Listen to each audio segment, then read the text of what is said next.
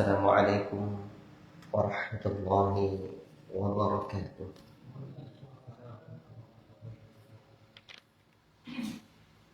Innal hamdalillah nahmaduhu wa nasta'inuhu wa nastaghfiruh wa na'udzu billahi min shururi anfusina wa min sayyiati a'malina.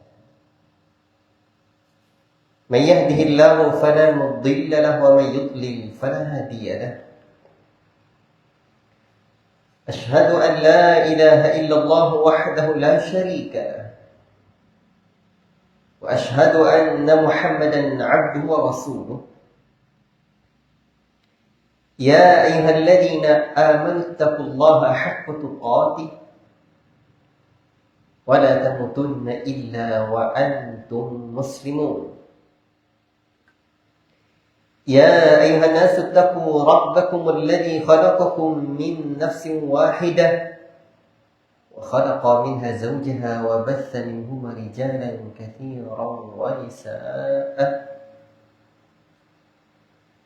واتقوا الله الذي تساءلون به والأرحام إن الله كان عليكم رقيبا. يا أيها الذين آمنوا اتقوا الله وقولوا قولا سديدا يصلح لكم أعمالكم ويغفر لكم ذنوبكم ومن يطع الله ورسوله فقد فاز فوزا عظيما. أما بعد فإن أصدق الحديث كتاب الله وخير الهدي هدي محمد صلى الله عليه وسلم وشر الأمور محدثاتها وكل محدثة بدعة وكل بدعة ضلالة وكل ضلالة في النار. أيها الإخوة, bapak-bapak, ibu-ibu, kawan-kawan, haditaulan, sahabat semua yang saya cintai karena Allah Tabarakar Rahman. Syukur kita kehadirat Allah Rabbuna Jalla fi'ala, Allah Ta'ala yang senantiasa memberikan kita rahmat dan nikmat-Nya, sehingga pada kesempatan ini Allah Ta'ala pertemukan kita kembali di halaqah ini, kajian tentang manhaj yang kita buat tema besarnya, kenapa kita memilih menjadi salafi. Ini pertemuan yang keempat. Pertemuan yang ketiganya bulan lalu. Dan rekamannya belum diupload. Ada, saya punya rekamannya. Insyaallah nanti. Dan sebagaimana yang saya sampaikan kepada kita bersama, insyaallah ini saya susun jadi tulisan nanti. Karena yang paling penting belajar, memahami, mengamalkan dan mendakwahkan ini adalah saya terlebih dahulu untuk anak dan istri saya.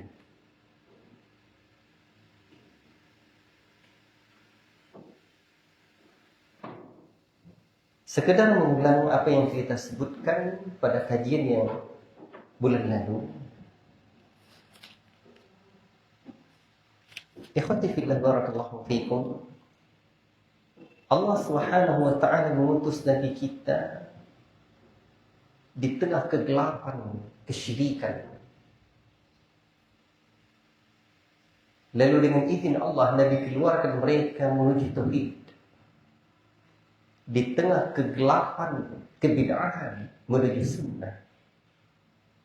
Di tengah kegelapan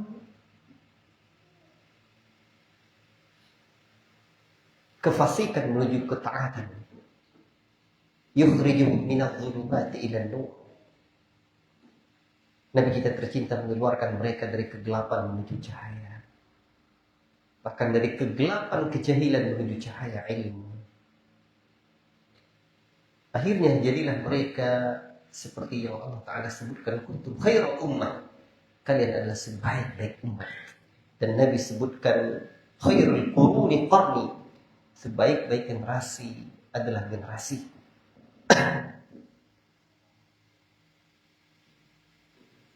Maka wajar orang-orang orientalis ini tambahan menyerang para sahabat dengan mencela mereka agar umat ini jauh dari generasi terbaik, murid-murid Rasulullah SAW yang Allah sebut dengan radhiyallahu anhu wa radu anhu, itu Allah ridha kepada mereka dan mereka pun ridha kepada Allah. Mereka adalah umat wasatah,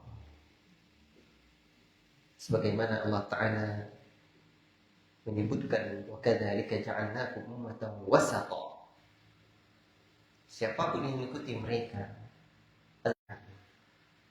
Baik, ikhwati fillah, umat ini adalah umat yang berada di atas kebenaran, tidak pula mungkar. Hati mereka dipenuhi dengan hal ini. Mereka mengamalkannya. Dan dari sebelumnya bumi Yathrib, bumi yang terkebelakang masyarakatnya, bahkan Mekah, peradaban jahiliyah, akhirnya menjadi negeri yang terpandang dan terbilang. Awal dakwah Nabi di kota Mekah, Nabi tidak diterima oleh kaum sampai Nabi pindah. Di tahun ke-8 Hijriyah, Nabi kembali melakukan Fathu Makkah. Akhirnya yadkhuluna fi dinillahi afwaja. Mereka berbondong-bondong masuk ke dalam Islam yang jelas dan terang, yang wasatiyah ini. Berkelompok-kelompok, bersuku-suku. Sejazirah Arab, orang-orang masuk Islam ketika Fathu Makkah hampir tidak ada perlawanan, kecuali ada sebagian kelompok dari kelompok Ikrimah bin Abi Jahal. Tapi akhirnya dia pun kabur lari, pergi ke tengah lautan. Sampai di tengah lautan dia terombang-ambing, dia bertekad untuk tidak kembali.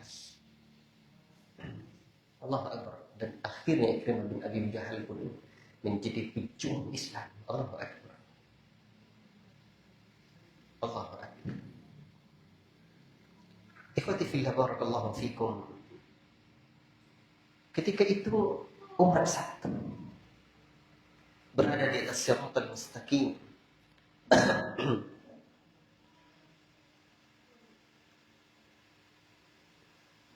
Ikhwati fillah barakallahu fikum.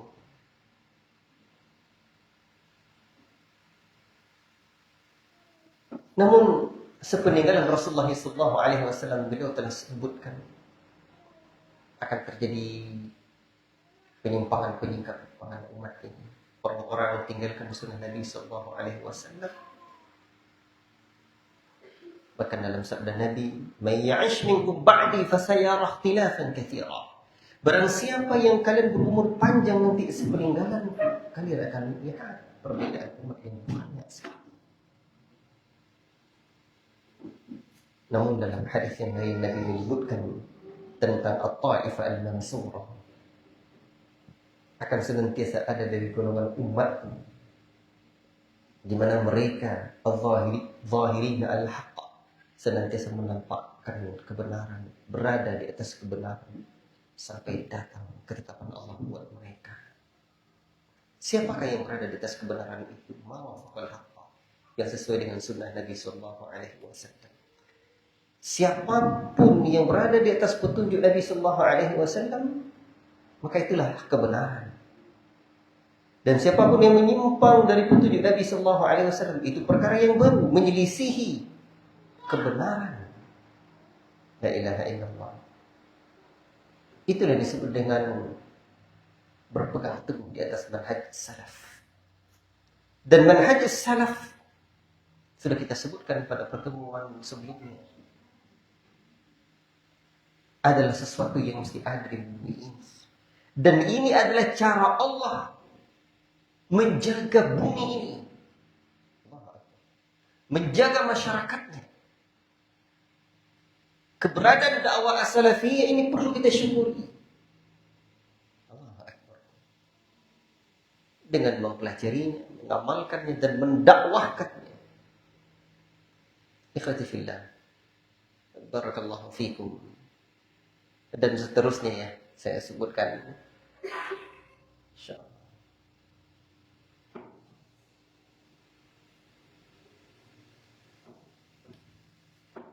Namun seiring berjalan waktu, ya ikhwan, dengan karunia Allah Subhanahu wa taala, dakwah salafiyah ini diterima oleh masyarakat Allah di mana-mana. Bahkan kita sebutkan di negara-negara barat hari ini orang kalau masuk Islam mereka mengamalkan sunnah. Mengamalkan sunnah. Allahu Akbar. Dibuatnya, dipeliharanya, pakaiannya tidak isbal, amalannya amalan sunnah. Alhamdulillah. Tapi seiring dengan perkembangan itu, ya, kajian-kajian banyak, orang-orang kembali ke masjid. Ya begitulah apa yang terjadi. Dengan hikmahnya Allah Subhanahu wa taala, banyak kajian-kajian, tetapi tidak berada di atas manhaj yang al-haq. Bahkan kajiannya sunnah. Terlihat gitu. Dalam bahasa yang sering kita sebut, kajiannya fikih sunnah tapi tidak berada di atas manhaj ahlus sunnah. Dari sisi apa kami penyelisihannya? Dari sisi aqidah dan manhaj. Baik. Ikhwati fillah barakallahu fikum. Bahkan juga kita sebutkan pada pertemuan sebelumnya bahwa pentingnya kajian aqidah dan manhaj agar jalan kita lurus. Sekarang disinggung oleh Syekh Sulaiman Ar-Ruhaili hafizahullah ta'ala. Ini poin penting kemarin ya. Di mana banyak ikhwan atas nama hikmah dalam bermuamalah ditinggalkannya prinsip manhajiyah. Bergaul dengan orang-orang yang sudah kelewatan batas dan orang-orang tersebut berada di dalam penyimpangan, bukan untuk mendakwahkan mereka. Akhirnya apa yang terjadi? Ibtiadul qalbi 'anil ukhwati as-salafiyyin. Jauhnya hati dari persaudaraan orang-orang yang berpegang teguh di atas prinsip manhaj salaf. Mulai kecintaan condong kepada ahli bidah. Yang kedua, permasalahannya adalah hubbu ahli bidah. Cinta kepada ahli bid'ah dan ketidakpahaman. Perlahan-lahan itu tergiring ke sana. Atas nama apa? Hikmah. Atas nama maslahat. Ini bahaya. Makanya dua hal ini perlu kita jaga. Hikmah dan berpegang teguh di atas prinsip manhaj Ahlussunnah wal Jamaah. Di sini dalam kajian-kajian kita sering kita sebutkan dua hal ini kita dapatkan dengan apa? Dengan terus kita mengkaji kitab-kitab akidah dan manhajiyah. Kajian-kajian akidah dan manhajiyah terus menerus. Serta berpegang senantiasa kita berharap dapat bimbingan, mengejar bimbingan-bimbingan asatidz guru-guru kita yang berpegang teguh di atas prinsip ini. Allahu Akbar. Ikhwati fillah, barakallahu fikum. Saya tidak bisa mengulangnya detail-detail lagi, tapi begitulah poin-poin yang kita sebutkan pada pembahasan sebelumnya. Ikhwati fillah, barakallahu fikum. Sekarang Ikhwati fillah, kita sebutkan pada pertemuan sebelumnya bahwa dakwah as-salafiyah terus berkembang.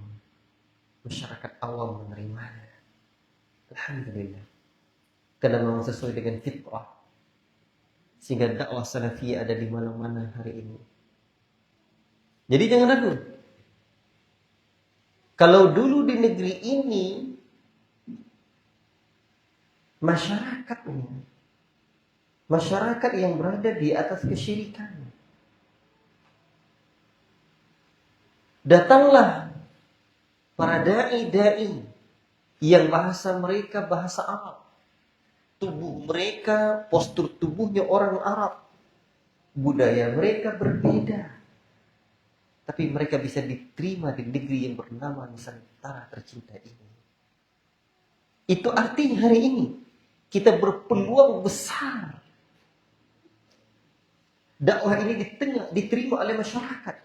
Kita yang diberikan oleh Allah Ta'ala hidayah, tanah tumpah darah kita adalah Nusantara tercinta ini.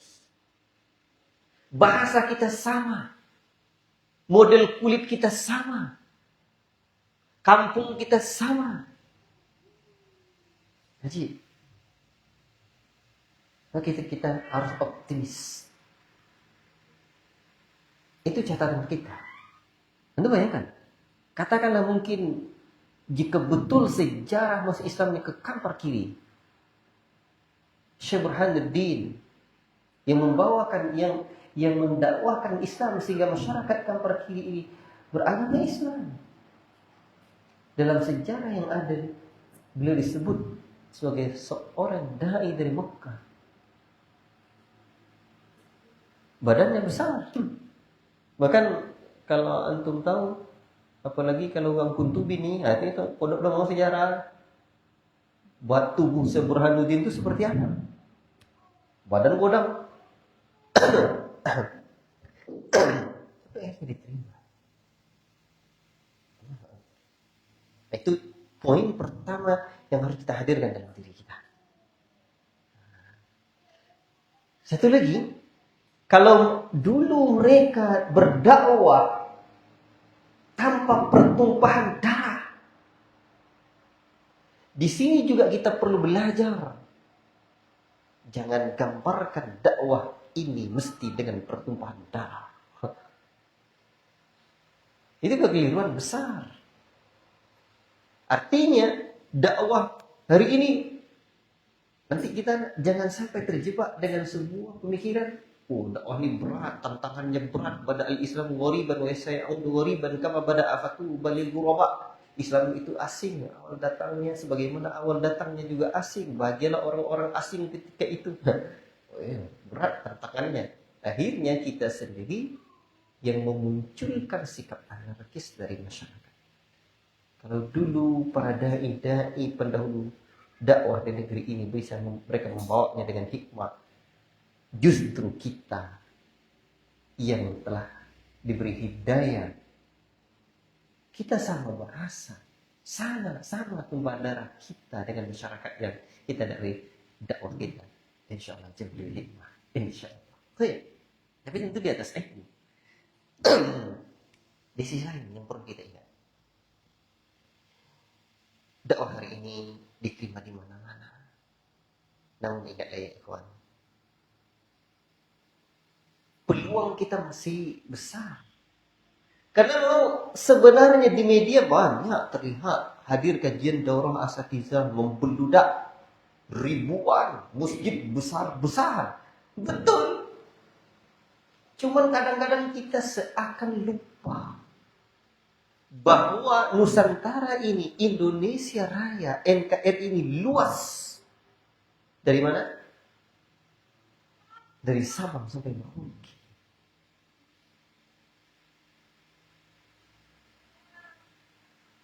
Itu Harun Markis sekarang yang di Papua itu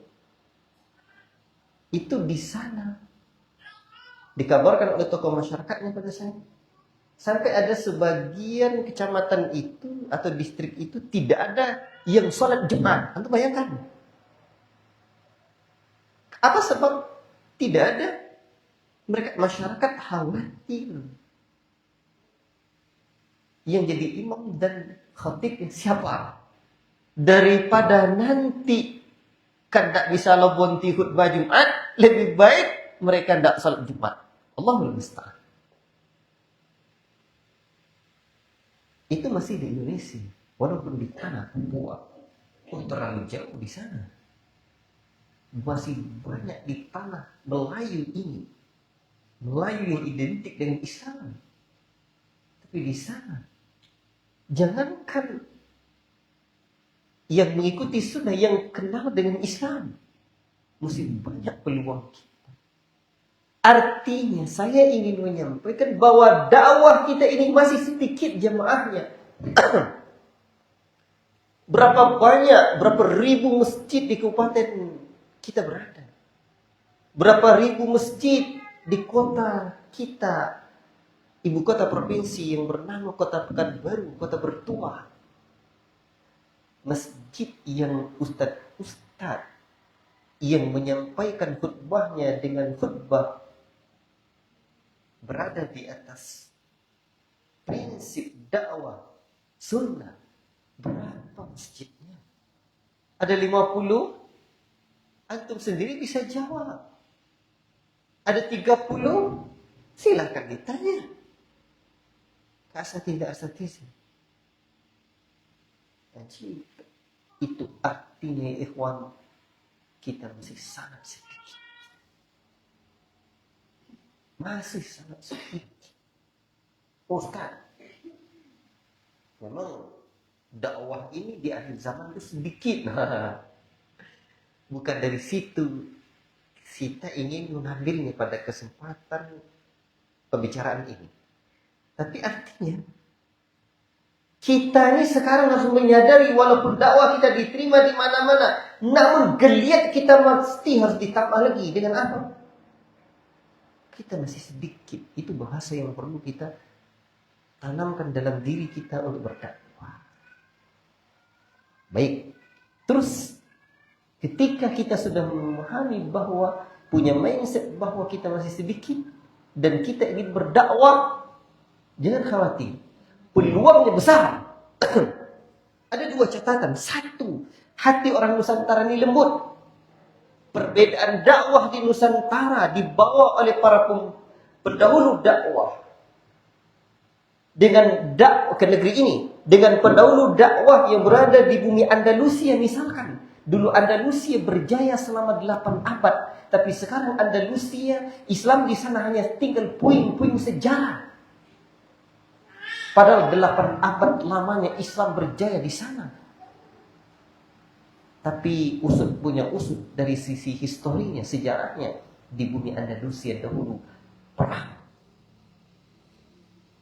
Dengan futuhat. Perang di sana. Akhirnya apa? Orang Islam di sana. Di kerajaan Islam sehingga berjaya, gemilang dan terbilang 8 abad lamanya. Namun sekarang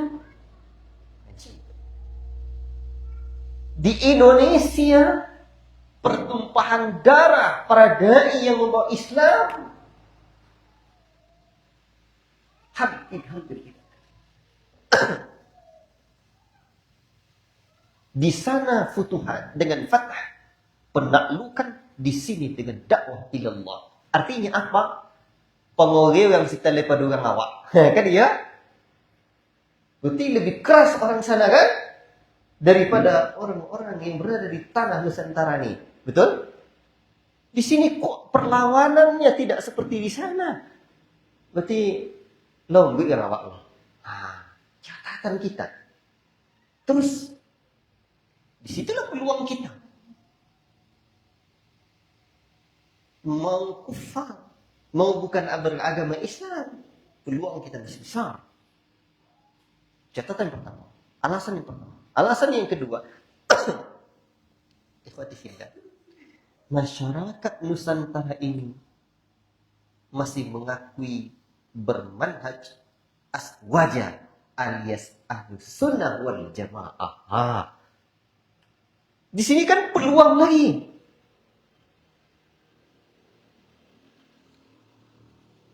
Bahkan tidak mau dikatakan bukan aswaja, bukan ahlus sunnah wal jamaah. Mantap.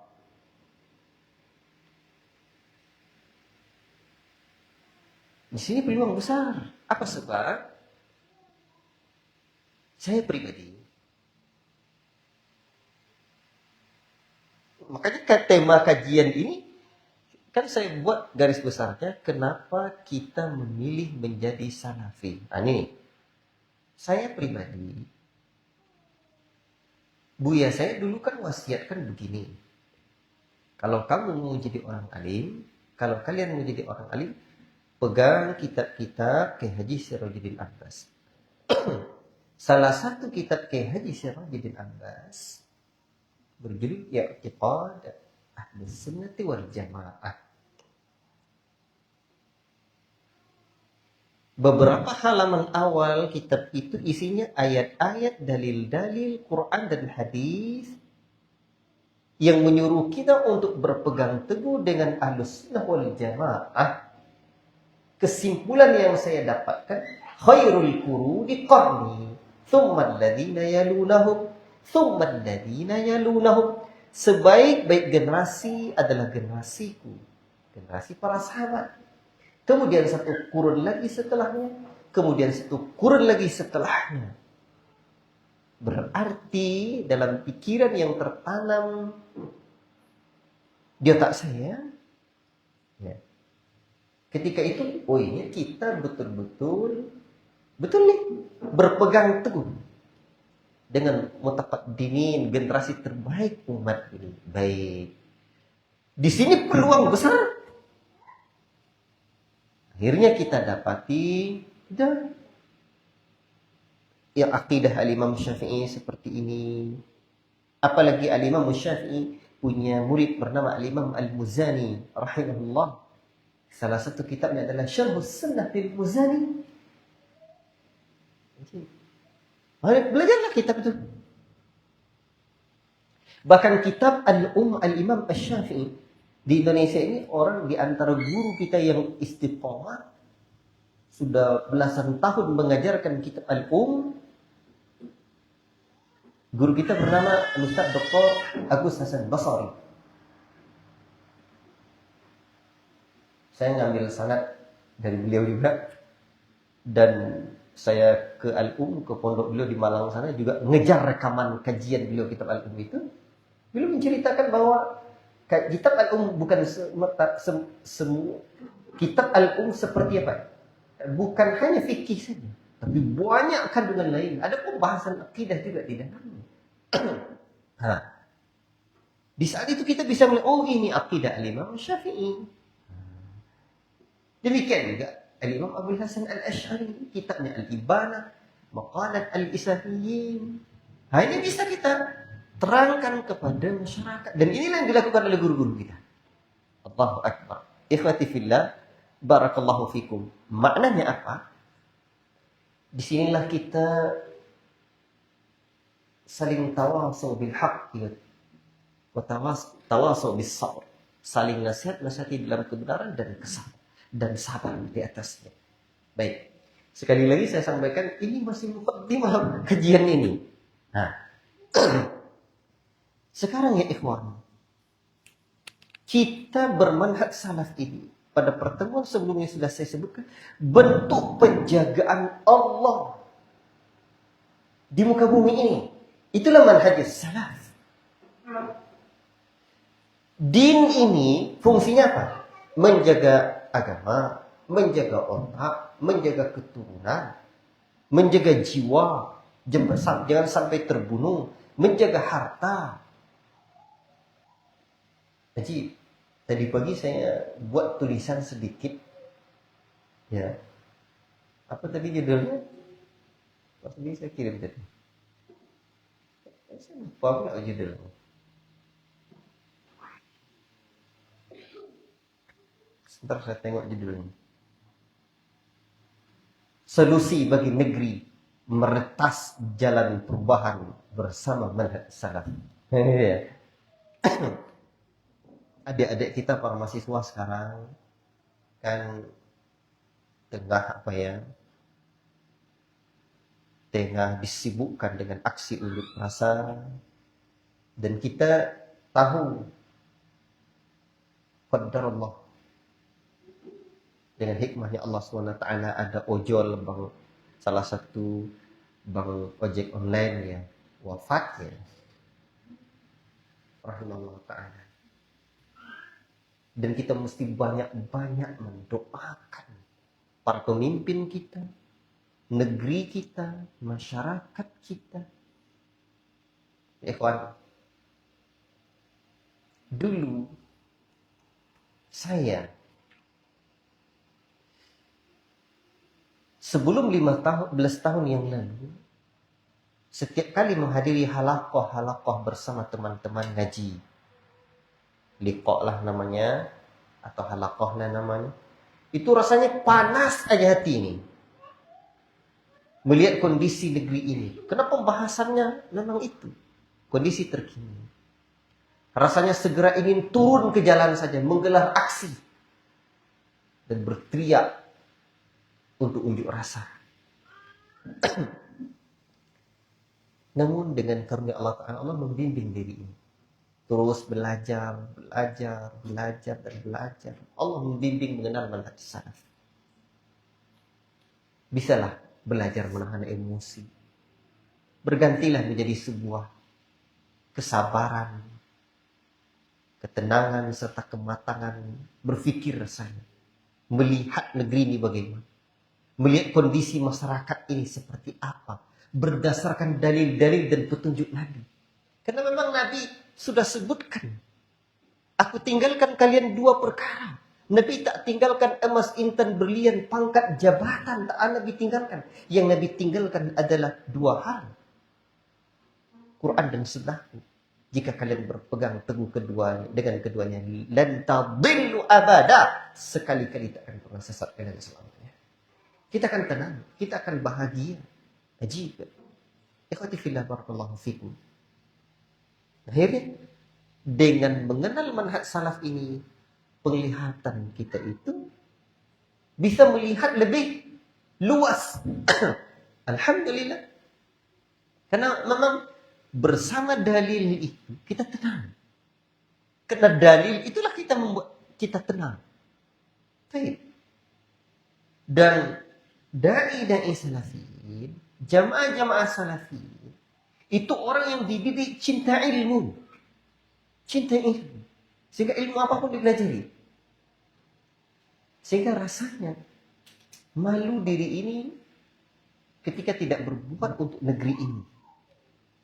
Dan saya pribadi pun, selain belajar pendidikan saya juga pernah belajar sejarah politik Islam Indonesia. Itu dosen saya. Seorang wartawan senior di Istana Negara. Sehingga dengan begitu, kita mengerti, begini bangsa ini. Terus kita belajar, karena kita dididik di atas manhaj salaf ini, mencintai negeri kita ini. Kata Umar bin Khattab, "Fabihubbil awtani umiratil buldan." Dengan cinta tanah air inilah negeri ini bisa dimakmurkan. Kita dididik untuk cinta tanah air kita, yang tidak boleh asabiyah. Baik. Sehingga kita belajar sejarah bangsa ini. Bagaimana Islam masuk ke negeri ini. Bagaimana kalau Bung Karno mengatakan jas merah, jangan sekali-kali melupakan sejarah. Kita juga perlu punya jas mewah. Jangan sekali-kali melupakan sejarah dakwah. Akhirnya, dengan bimbingan bermanhaj salaf ini, kita tidak hanya mengerti Quran dan hadis, tidak hanya paham duduk di surau, tapi juga mengerti tentang sejarah bangsa kita. Bahkan kadang-kadang anak-anak di bangku-bangku sekolah tidak paham.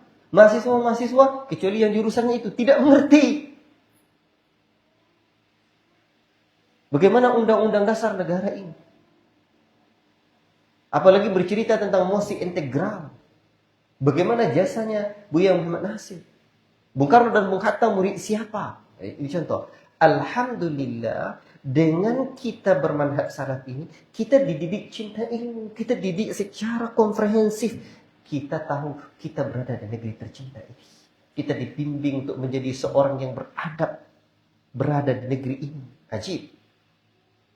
Sehingga kita bisa melihat dan memandang sesuai dengan dalil yang ditinggalkan oleh Nabi Sallallahu Alaihi Wasallam, sesuai dengan wasiat yang ditinggalkan Nabi Sallallahu Alaihi Wasallam. Maka makin kesini, apalagi melihat kondisi-kondisi yang ada, makin meyakinkan saya, makin meyakinkan kita bahwa menjadi salafi adalah harga mati.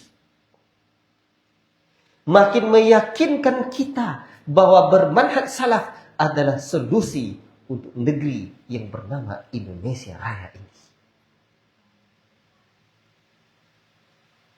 Makin meyakinkan kita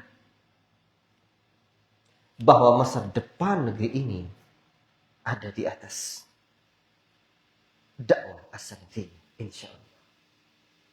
Ikhwati fillah, barakallahu fikum. Dan disinilah kita berpeluang untuk mendakwahkannya. Kan Allah Ta'ala menyebutkan wal asr, demi masa, innal insana lafi khusr. Sesungguhnya manusia berada dalam kerugian, illal ladzina amanu, kecuali orang-orang yang beriman. Iman itu kan termasuk dia bertambah dengan ketaatan. Dan salah satu ketaatan yang paling taat adalah ilmu. Dan dakwah salafiyah mengajarkan ilmu. Baik. Berarti makna iman di sini termasuk di dalamnya ilmu. Jadi orang-orang yang berilmu lah orang-orang yang tidak rugi. Jadi ilal ladzina amanu, orang-orang yang berilmu, include di dalamnya ilmu. Orang-orang yang beriman, include di dalamnya, termasuk di dalamnya ilmu. Orang-orang yang beriman, orang-orang yang berilmu dan beramal saleh. Wa 'amilus shalihat, dan orang yang beramal saleh. Amal saleh di atas apa dia beramal saleh? Amal saleh di atas sunnah Nabi sallallahu alaihi wasallam. Kemudian berwasiat wa tawassaw bis sabr wa tawassaw bil haqq, saling menasihat, saling bernasihat, nasihati dalam kebenaran. Kebenaran apa? Kebenaran manhaj salaf. Dan inilah di antara muqaddimah yang diberikan oleh Syekhuna Sulaiman Ar-Ruhaili hafizallahu taala dalam kajiannya dirasah manhajiyah ini. Ini di antara muqaddimah pendahuluan yang beliau berikan. Baik. Kita saling menasihati, saling berwasiat, saling menasihati dalam kebenaran. Kebenaran apa? Kebenaran manhaj salaf. Dan itu yang kita yakini, dan kita paham. Yang Nabi SAW sudah sebutkan dalil-dalil tentang kebenaran manhaj salaf. Dan penyimpangan-penyimpangan tidak mengikuti generasi terbaik umat. Dan ini yang kita bahas pada kajian-kajian ke depannya. Kemudian saling menasihati, wa tawassaw bis sabri, dan saling menasihati dalam kesabaran. Sabar bermanhaj salaf ini. Sabar berpegang teguh di atas agama ini. Hari ini yang tidak sabar. Padahal dalil-dalilnya sudah jelas. Bagaimana kewajiban taat kepada pemerintah, kepada umara. Allahu Akbar. Dan itu ada di dalam kitab-kitab akidah Ahlussunnah wal Jamaah. Ketika kita mengkaji kitab-kitab akidah, kita akan dapat ini. Ini pada pembahasan ke depannya ini, tapi secara ringkas para ulama kita ya ikhwan mencantumkan, memasukkan apa? Saya ulangi, pembahasan tentang taat kepada umara, pada pemimpin. Itu bukanlah pembahasan fikih, tapi pembahasan akidah, pembahasan manhaj.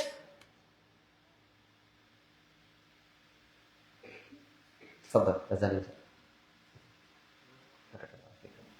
Alhamdulillah ayyuhal ikhwan, Allah beri kita hidayah di atas manhaj salaf ini adalah sebuah ketenangan hati. Allah beri kita petunjuk bermanhaj dengan manhaj salaf ini, membuat kita tidak gelisah, seperti mereka, orang-orang yang ada bibit-bibit khawarij dalam dirinya dan pemikirannya. Kita bersabar dengan ketetapan Allah. Apa sebab? Karena Nabi yang menyuruh kita. Dalil. Di atas itulah Ahlussunnah berjalan. Dan hadisnya yang Nabi tinggalkan tentang ini bukan sembarang hadis yang sahih. Nabi sudah sebutkan, innakum satarawna ba'di amran takrahunahu. Kalian nanti sepeninggalanku akan mendapati perkara yang kalian benci, tidak suka kalian. Sampai para sahabat bertanya, ya Rasulullah, fama ta'muruna? Apa yang kau suruh kami ketika itu ya Rasulullah? Sallu li amirikum. Lihat. Kita disuruh bersabar.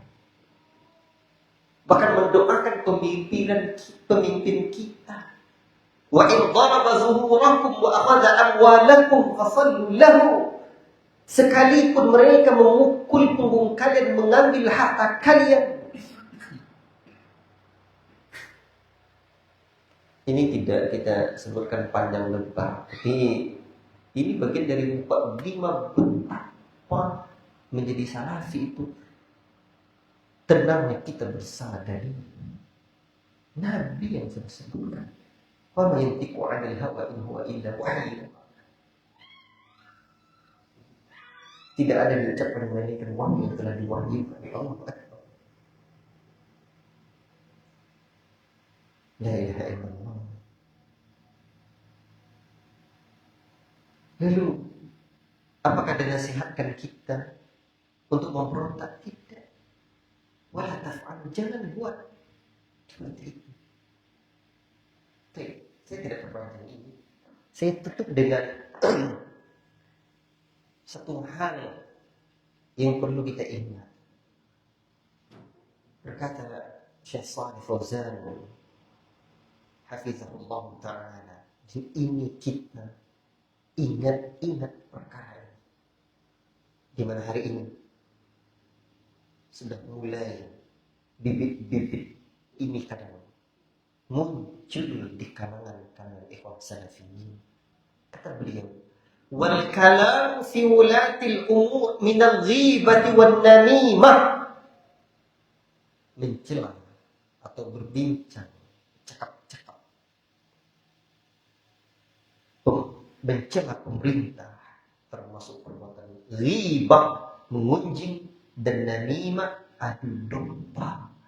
Dan kedua hal ini adalah asyaddul muharramat ba'da syirki. Perkara yang teramat sangat dahsyat di antara perkara yang haram tersebut setelah kesyirikan. Apalagi yang digibahi itu adalah para ulama, para ulatul umur, para pemerintah, asyad. Kata beliau lebih dahsyat lagi. Jadi hati-hati.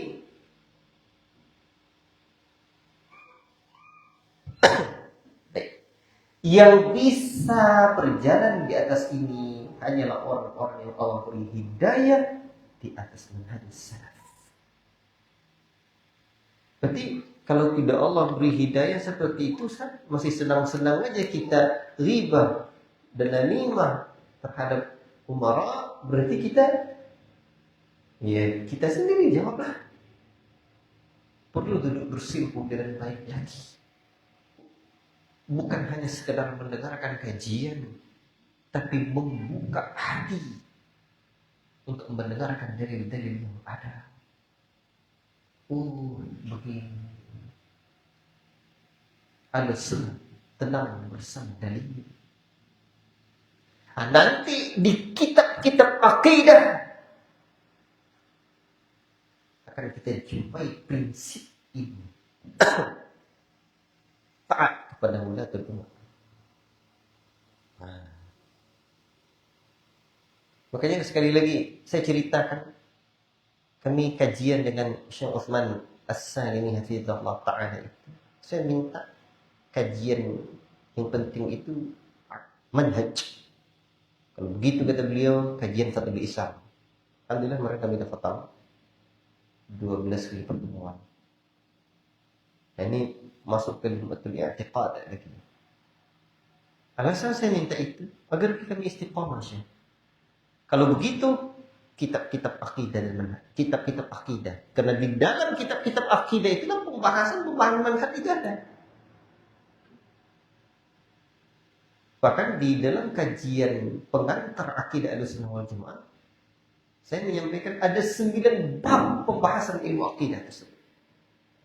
Jadi bukan soal tauhid saja. Nah, di sini ya ikhwan, barakallahu fikum, yang perlu kita ingat. Baiklah, karena ini baru muqaddimah, bisa kita setenang itu. Gula mahal. Minyak mahal ya mahal. Seperti yang nggak merasakan beratnya perekonomian nanti. Apalagi kalau BBM naik kan, semua akan jadi naik. Terus kalau orang-orang yang tidak Allah berikan hidayah dia bersama dalil-dalil ini, petunjuk-petunjuk dari ini, mereka akan merinci. Ini naik, itu naik, yang turun disebutnya nama pemimpinnya, itu yang mesti turun katanya.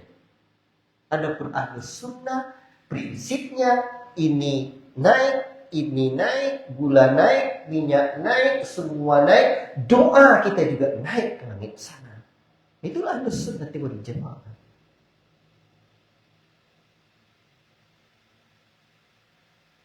Jadi mau gula naik, mau BBM naik, Ahlus Sunnah doanya juga naik ke langit sana.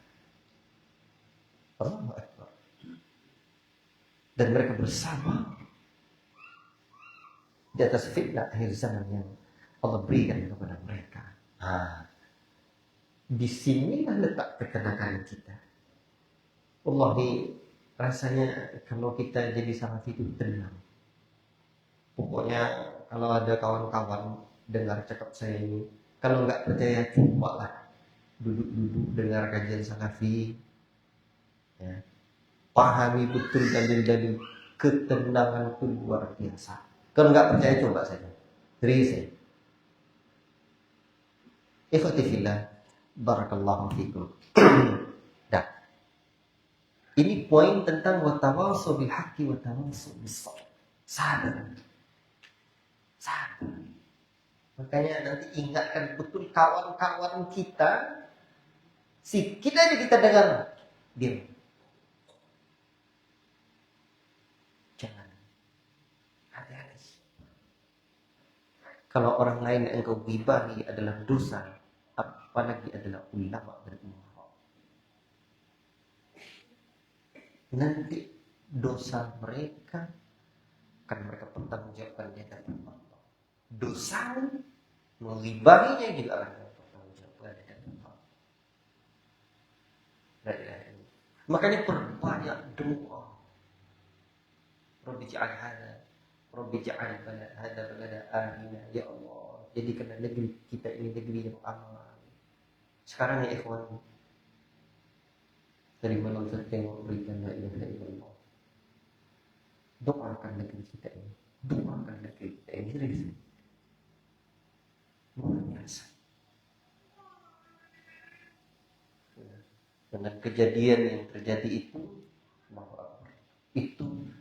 mengharuskan kita satu banyak doa, naikkan doa kita ke langit untuk kebaikan negeri ini, untuk kebaikan pemuda-pemuda. Jalan dakwah kita masih panjang. Doakan pemimpin kita, doa. Allahu Akbar. Barakallahu fikum. Baik. Teman-teman sekalian yang dirahmati oleh Allah Subhanahu wa taala, disayang Rasulullah sallallahu alaihi wasallam. Saya sedikit berpanjang dalam hal ini karena memang di akhir zaman kalqabidi 'ala al-jamr, bagaikan menggenggam para ahli.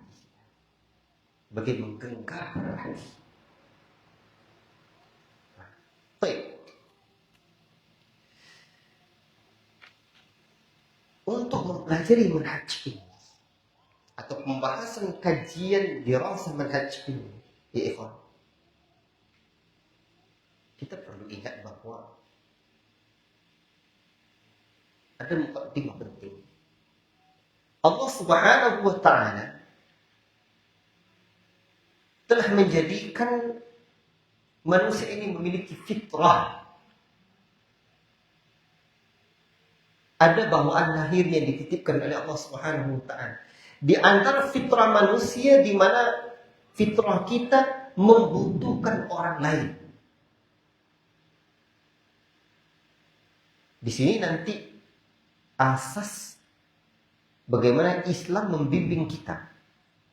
Ketika kita membutuhkan orang lain, maka tidaklah dapat tidak, pasti kita akan berkumpul bersama orang lain itu.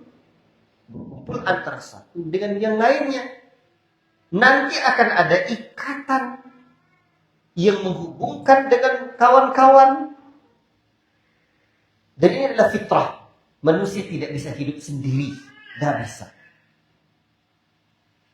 Maka fitrah itulah yang mendorong mereka berada dalam satu kelompok atau jamaah.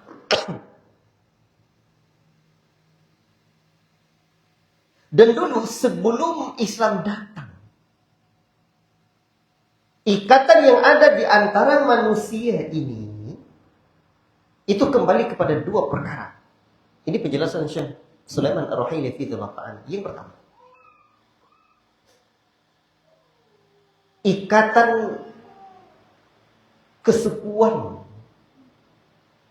nasionalisme dan kesukuan. Di mana satu kaum nanti saling terikat antara satu dengan yang lain. Antara satu kabilah terikat dengan satu sama lainnya. Berarti ikatan antara individu-individu kabilah adalah kabilah dan kaum itu sendiri. Berarti ikatan kesukuan ya. Nah, yang kedua, berarti terbentuklah organisasi, jamaah, ikatan, perkumpulan, apalagi namanya? Perserikatan, itulah namanya. Nah, yang kedua, ikatan kepentingan bersama.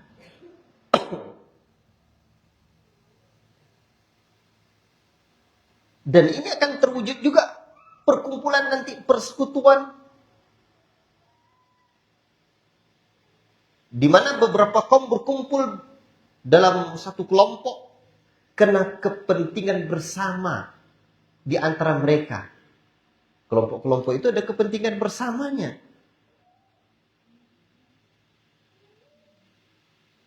Nah, sehingga makin besar lagi nanti. Kalau tadi baru ada ikatan kesukuan, keturunan garis keturunannya, nah nanti ada lagi ikatan kepentingan bersama. Apa contohnya?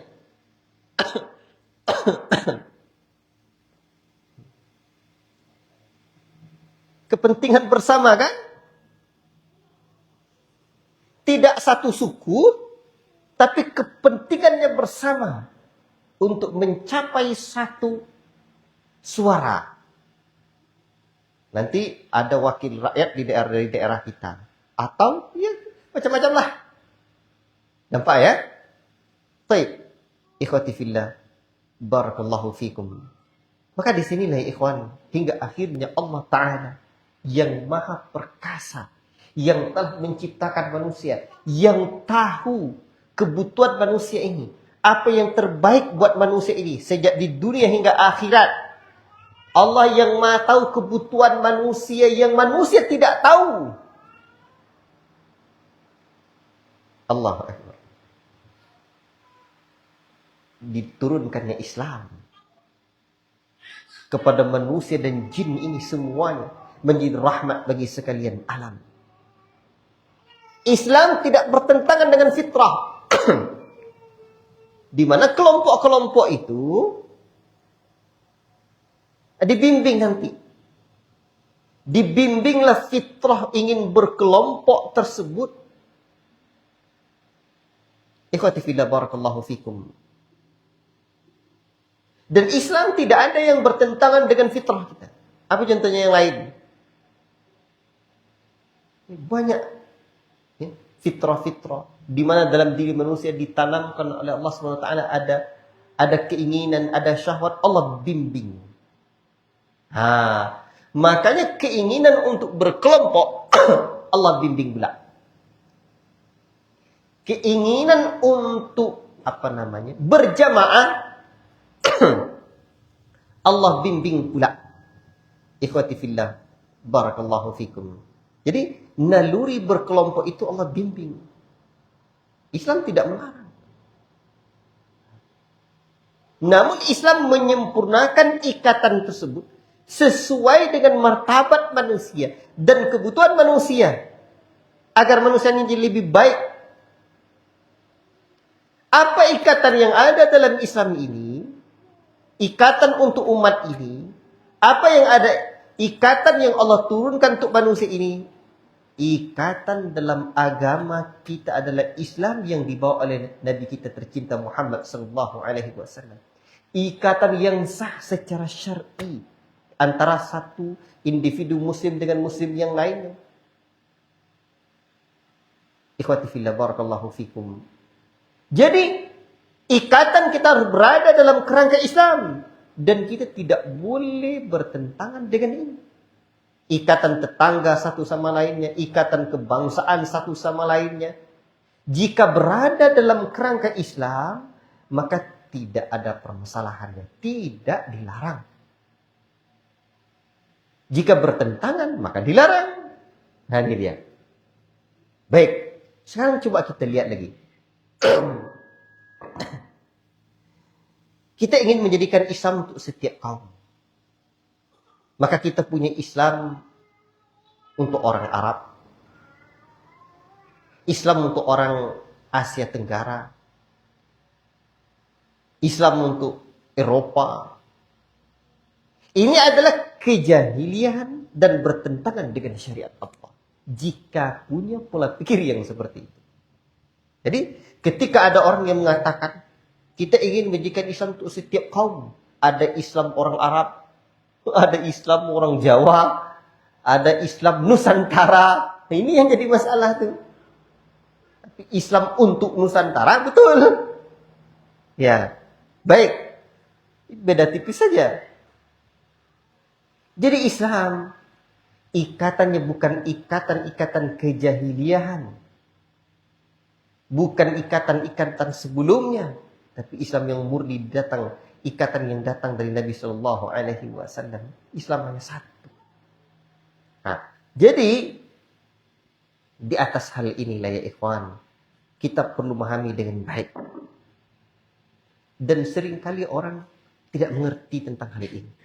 Dan Syekh Sulaiman Ar-Ruhaili hafizahullah ta'ala juga menyebutkan hal ini dalam kajian tentang manhaj jin di bagian-bagian awal. Untuk itu, ada dua jamaah ya ikhwan. Ada dua jenis jamaah. Satu disebut dengan jamaah diniyah, jamaah agama. Yang kedua, jamaatul abdan, jamaah fisik. Apa yang dimaksud dengan jamaah ad-diniyah? Di mana akidah orang tersebut satu.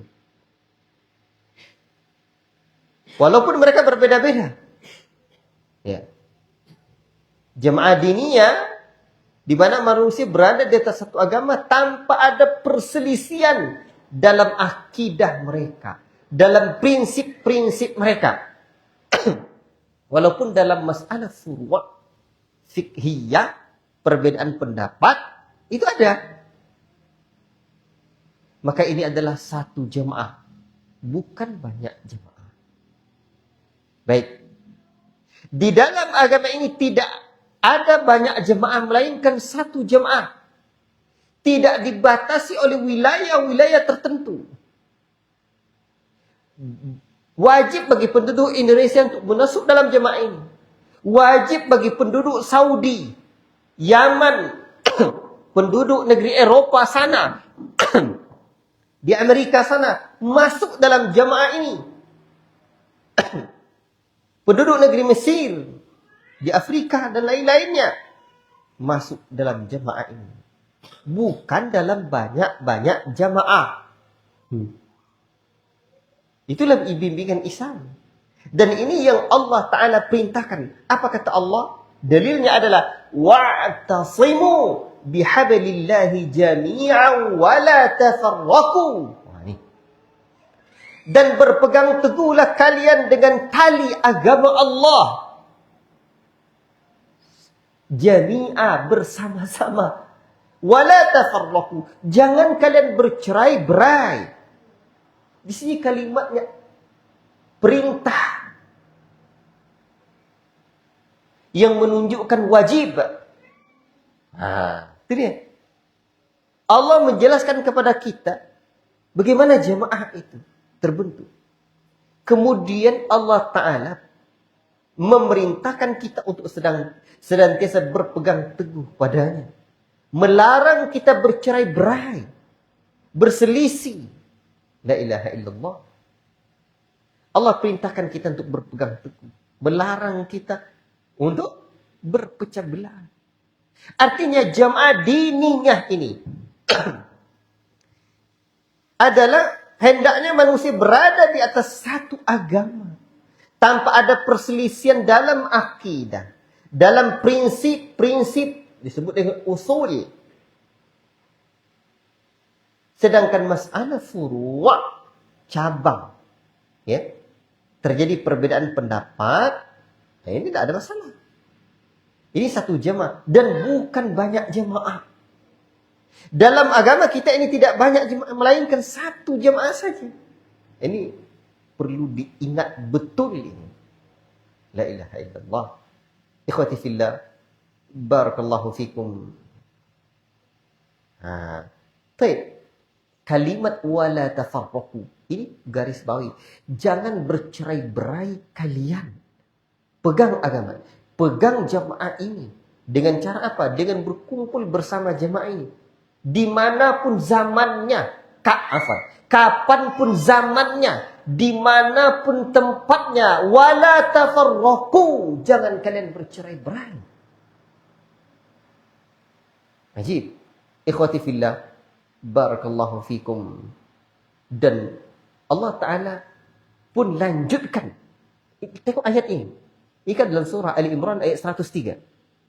Apa kata Allah setelahnya? Allah sebutkan setelahnya dengan kalimat yang sangat indah sekali. Wadhkuru ni'matallahi alaikum. Ingat oleh kalian nikmat Allah yang Allah berikan kepada kalian. Idh kuntum a'da'a.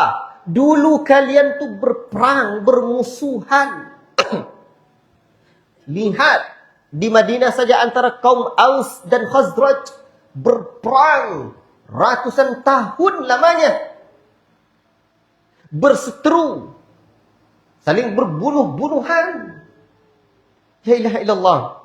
Fa'allafa baina qulubikum. Lalu Allah lembutkan hati kalian. Lalu Allah satukan di antara hati-hati kalian. Fa'asbahtum bini'matihi ikhwana. Lalu jadilah kalian dengan nikmat Allah Ta'ala itu sebagai saudara. La ilaha illallah. Dan hati-hati manusia ini tidak akan pernah bisa bersatu. Sekalipun kata Allah Subhanahu wa taala, kalian kumpulkan apa yang ada di langit dan di bumi ini. Tapi Allah Ta'ala lah yang menyatukan hati-hati kalian. La ilaha illallah. Wa kuntum ala syafa hufratin minan nar fa'anqadhakum minha. La ilaha illallah.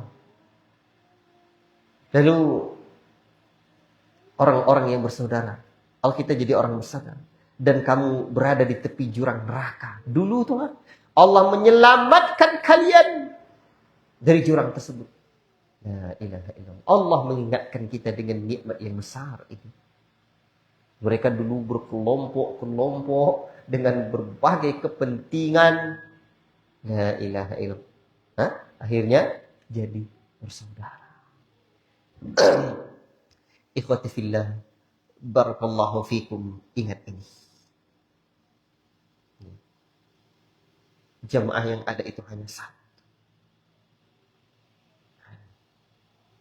Jadi ini disebut dengan jamaah ad-diniyah. Dan ini penyebab kerugian ketika seorang berpecah belah.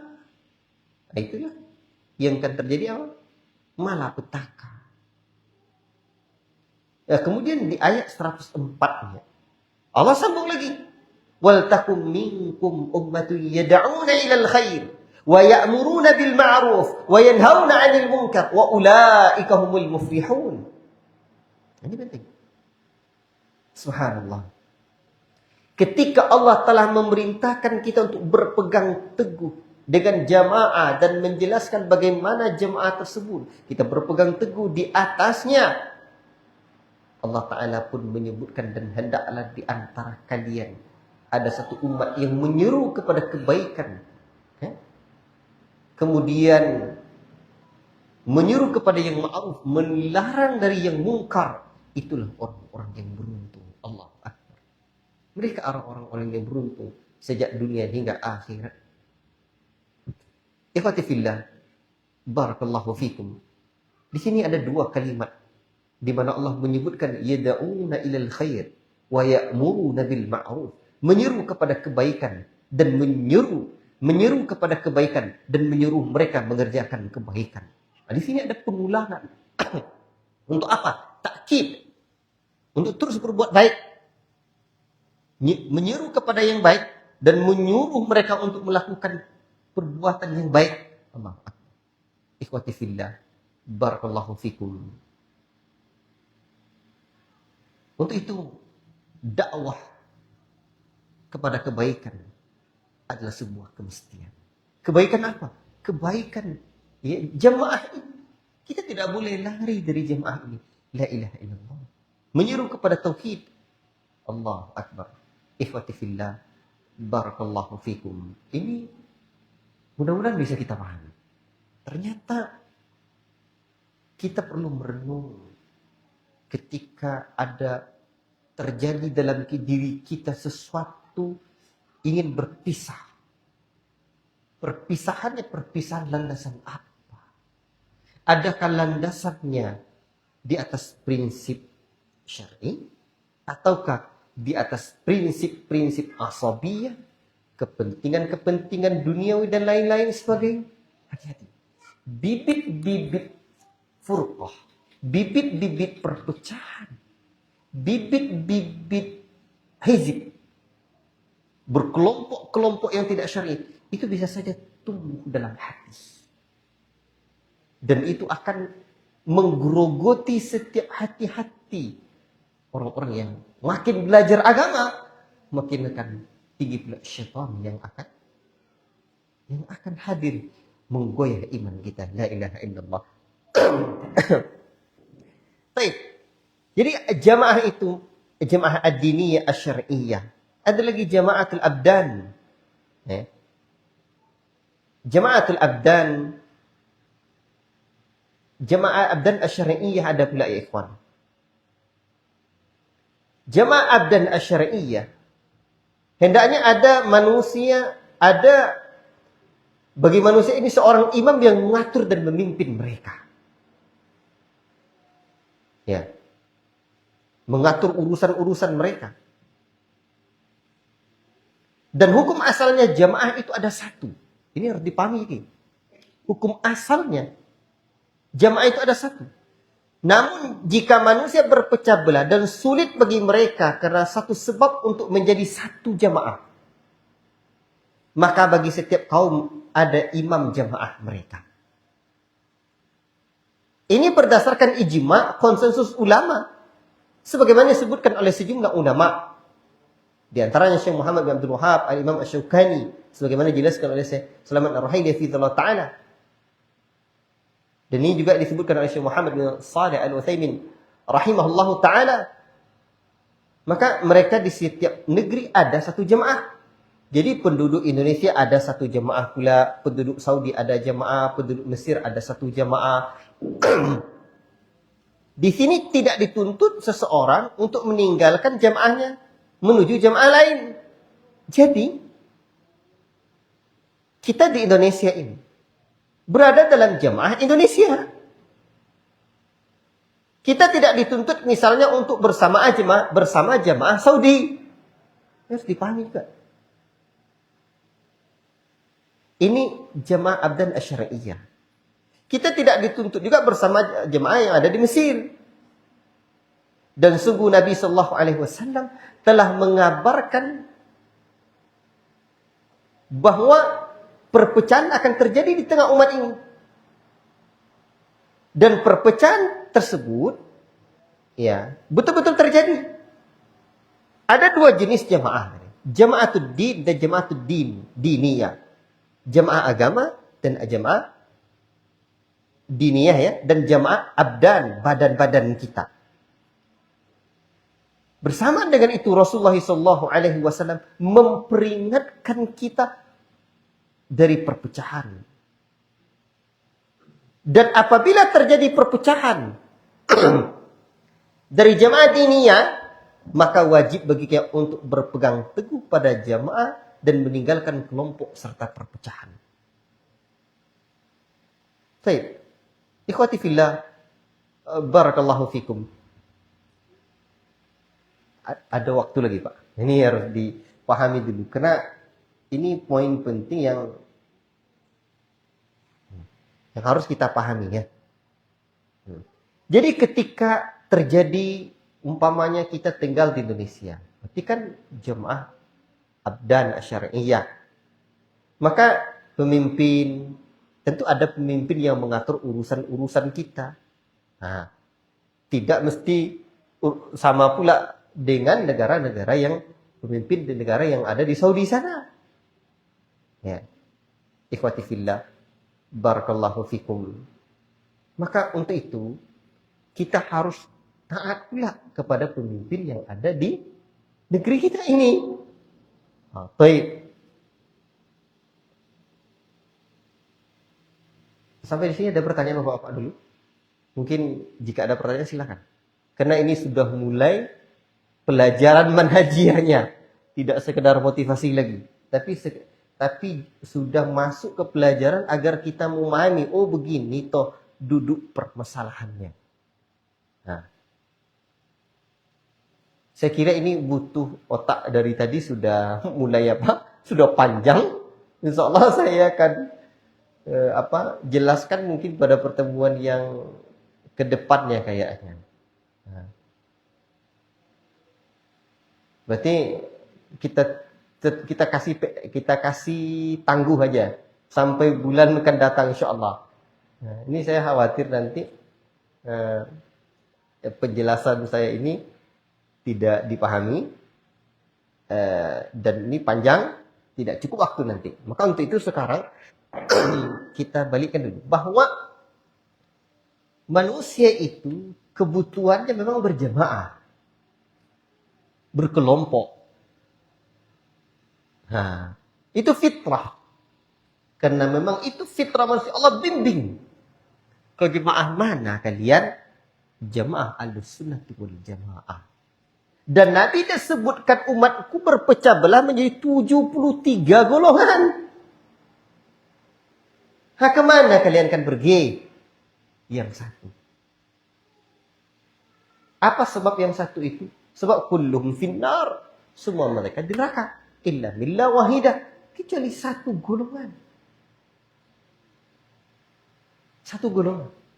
Para sahabat bertanya, siapakah mereka ya Rasulullah? Ma'ana alaihil yawma wa ashabi. Apa yang saya dan para sahabat saya berprinsip hari ini. Di atas prinsip itu. Itulah yang harus kita pegang. Kita, di mana? Baik. Dan ini kita tidak boleh berselisih dari itu. Adapun yang diperbolehkan lagi adalah adanya jamaah yang mengatur urusan-urusan badan kita, keumatan ini, kemasyarakatan ini. Nah, itu juga. Tapi secara umum mereka harus berada di atas prinsip jamaah ad-diniyah. Begitu. Wallahu ta'ala a'lam bis-shawab. Maka penyimpangan itu terjadi ketika fitrah ingin berjamaah itu tidak terbimbing. Nanti akan ada bantahan terhadap kita. Kalian, kalau memang kalian mengatakan sesat, nah kan gitu misalkan. Atau pertanyaannya begini, kenapa sih kok dinamakan salafi? Apa tidak cukup Islam saja? Nah kan ini. Baik, di antara yang disebutkan oleh para ulama, kita tidak memang terlepas dari yang namanya jamaah dan penamaan. So, berjamaah itu, berkelompok itu fitrah kita. Sebagaimana juga penamaan. Tidak ada di dunia ini yang tidak ada namanya. Ada rumah makan dikasihnya merek rumah makan tanpa nama. Itulah namanya. Tanpa nama itu namanya. Walaupun dikasihnya merek tanpa nama. Tapi itulah namanya. Sebab tidak bisa kita elakkan. Berarti kalau seperti itu, memiliki nama, baik itu individu atau kelompok, adalah hal yang tidak dapat kita elakkan dalam kehidupan di dunia ini, di bumi ini, dan di tengah kehidupan manusia ini. Maka nama mana yang pas?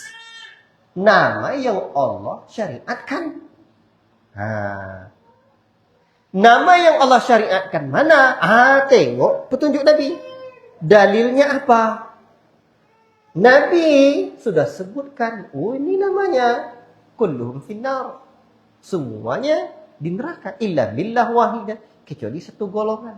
Itulah maka disebutlah firqah an-najiyah, golongan yang selamat. Berarti namanya sesuai dengan syar'i. Ada nanti akan ada pembahasan khusus tentang ini. Namanya pembahasannya nanti nama-nama Ahlussunnah wal Jamaah. Baik. Dan kenapa kita mesti jadi salafi dan berkelompok? Berarti kalian juga berkelompok-kelompok. Memang fitrah manusia berkelompok. Maka biar kita terbimbing, kita masuk kepada kelompok jamaah yang memang Allah dan Rasulnya membimbing kita ke kelompok itu, ke jamaah itu. Kalau disebut dengan hizib, itulah Hizbullah. Kalau dimaknai dengan partai, itulah partai Allah. Partai yang Allah bimbing. Bukan hizbus syaitan. Bukan hizib, partai atau golongan yang dirasuki oleh bisikan-bisikan syaitan. Nabi kan buat garis lurus. Di kiri dan di kanannya Nabi buat pula garis-garis. Nabi pun mengatakan, wa anna hadha sirati mustaqiman. Inilah garis yang lurus, ikuti ini. Wala tattabi'us subula. Jangan ikuti yang lain. Fatafarraqa bikum an sabil. Kalian kan tercerai-berai nanti dari jalan yang lurus ini. Baik. Ikhwati fillah. Maka di atas satu jalan inilah dalam prinsip agama ini kita berjalan. Di atas inilah kita mengelompok. Kita berkelompok ke sini. Maka kelompok-kelompok tidak akan bisa dielakkan. Maka kita mengelompok. Berjamaah-jamaah tidak akan bisa dielakkan.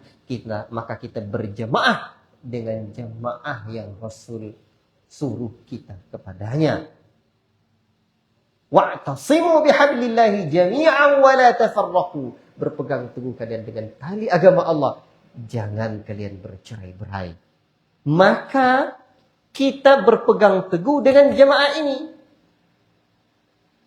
Dan jamaah yang dimaksud dengan jamaah di sini adalah jamaah dalam prinsip agama.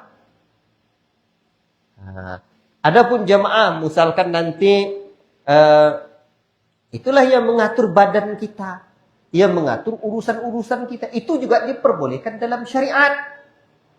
Apa itu? Ya, negara-negara. Ada lagi nanti mungkin sekolah. Ini sekolah nih, tentu ada pula pemimpinnya. Ada yang mengaturnya.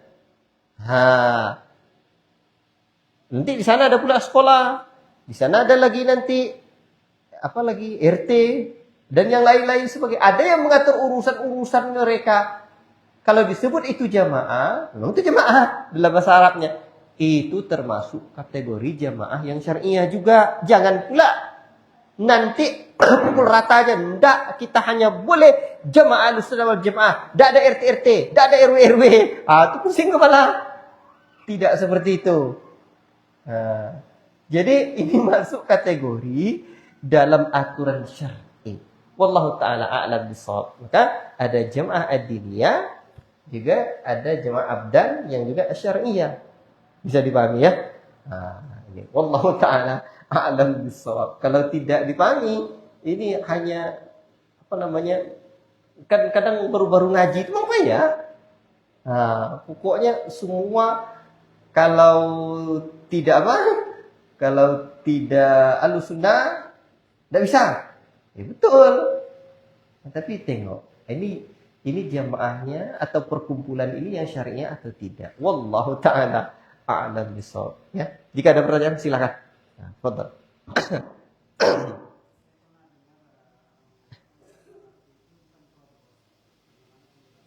Baik.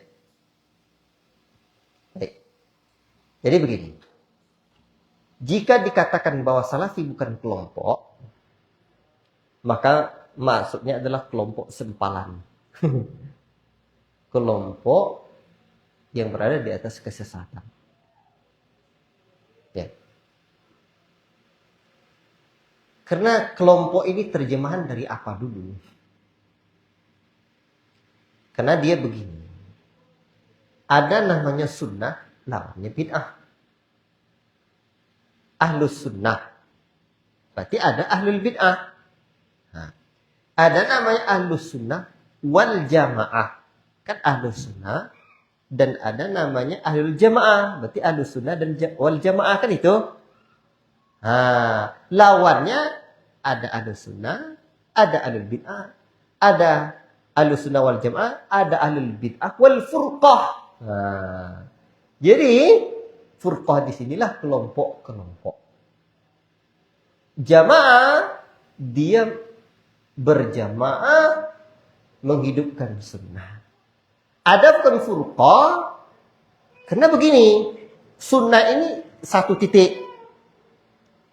Yang namanya jamaah dari berbagai belahan daerah, dari berbagai zaman, di berbagai zaman, mereka satu porosnya. Sehingga menyatu. Itu namanya jamaah. Satu arah, satu tujuan, kiblatnya sunnah. Adapun furqah, dia tidak bisa. Karena namanya bid'ah, itu selain sunnah. Nanti dia banyak. Bukan wahyu, tapi ra'yu. Wahyu satu, adapun ra'yu, pemikiran, perasaan banyak. Ada yang merasakan enak begini dibuatnya pula begini. Ada yang berpikir enak mantap begini dibuatnya pula begitu. Akhirnya bid'ah tentu banyak. Maka furqah kiblatnya banyak. Karena kebid'ahan itu akan banyak. Maka disebutlah mereka kelompok-kelompok. Jadi Ahlus Sunnah bukanlah disebut dengan kelompok, maknanya bukan kelompok yang mencerai-beraikan, tapi Ahlus Sunnah wal Jamaah adalah jamaah yang akan menyatukan umat dari berbagai daerah, dari setiap zaman menuju sunnah. Maka betul sekali bahwa al-jamaah bukan disebut kelompok. Dengan makna seperti ini.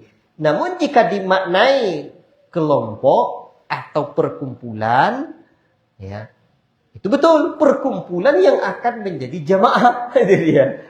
Wallahu taala a'lam bishawab.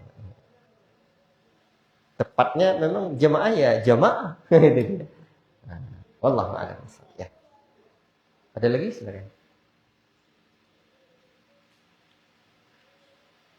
Cukup mudah-mudahan kita sama-sama terus bisa belajar dalam hal ini. Maka disinilah kawan-kawan ya, siapapun yang mendengarkan ini perlu kita duduk bersama, berdiskusi. Itulah temanya diangkat. Kenapa kita memilih menjadi salafi? Saya pribadi menjadi salafi ini bukan kebetulan begitu saja, tapi perjalanan yang panjang. Berangkat dari satu proses berpikir yang sangat panjang. Akhirnya pada titik kesimpulan, inilah yang al-haqqa itu. Kebenaran itu. Maka karena semudah saja. Kalau kawan-kawan mengatakan, oh enggak, kalian sesat. Ya, enggak apa-apa. Ya, cuman perlu didudukkan. Perlu didudukkan betul. Kalau orang tua-tua kita mengatakan, dicari tanah bebingka, maka dapet tanah berdoai. Dicari kata bertingkah, maka dapet kata selesai. Jadi untuk itu, bisa saja berdiskusi. Tapi berdebat kusir tidak bercokak. Jangan. Wa'tasimu bihablillah jami'an wa la tafarraqu. Berpegang teguh dengan tali agama Allah kalian semuanya, siapapun itu. Kita umat Islam berpegang teguh dengan tali agama Allah. Jangan bercerai-berai. Sekarang mau bercerai-berai kita atau berpegang teguh dengan agama Allah? Al-jamaah lah yang menyatukan kita, yang membuat kita tidak bercerai-berai. Kalau memang leyo dari hati yang paling dalam, hati jeronian, kata orang tua-tua dulu, oke. Bisa berdiskusi dengan baik, berdialog dengan betul, ya. Kalau perlu bukan di depan orang ramai, bukan di depan umum. Ya, ada seorang Buya bilang sama saya ya tentang inilah. Akhirnya saya Buya saya ya dengan panggilan saya kepadanya, bila ada waktu main ke ulak besok, ke rumah lah, kita duduk saling baca kitab, tengok-tengok, ada masalah, saling mamanya berdiskusi, kalau perlu sebulan berdontang. Dan saya juga siap jika memang diskusi itu bukan pengen memojokkan, diskriminasi atau apalagi namanya ya, tapi dimanapun tidak apa-apa. Jadi di sini untuk apa? Untuk tidak ada kita ini yang pengen mengikuti kebatilan, tidak ada. Cuman Allah titipkan dalam hati kita, kita meyakini ini kebenaran. Sebagaimana kawan-kawan juga meyakini apa yang diyakini itu kebenaran. Sementara Rasul sudah menyebut, ini garis lurus. Ikuti yang lurus nih, yang lain-lain jangan. Mana dia yang garis lurus itu? Disitulah kita bersama-sama lapangkan pikiran, saling berdiskusi. Bukankah umat ini adalah umat yang dibangun di atas ilmu? Kita menggalakkan ilmu. Itu disebut dengan dunia ilmiah. Wallahu ta'ala a'lam bishawab. Cukup sekian apa yang dapat kita sampaikan pada kesempatan ini. Yang benar hanya dari Allah, yang salah dari pribadi saya menyampaikan hanya kebenaran yang mesti kita ikuti. Ya. Wallahu ta'ala a'lam bishawab.